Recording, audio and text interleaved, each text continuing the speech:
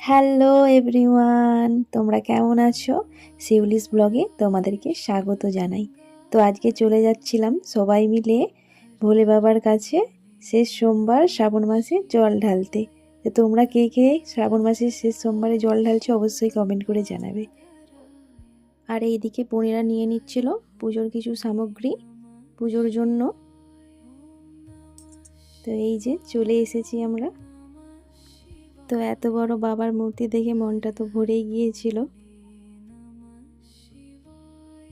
আর এইদিকে জল ঢালাও কমপ্লিট হয়ে গিয়েছিল বোনেদের।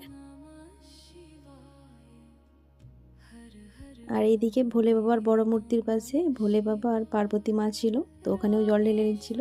তো বোনেরা এখানে সিঁদুর খেলে নিচ্ছিল। তো বোনেরা এখানে সিঁদুর খেলছিল আর হঠাৎ এত বৃষ্টি চলে আসে।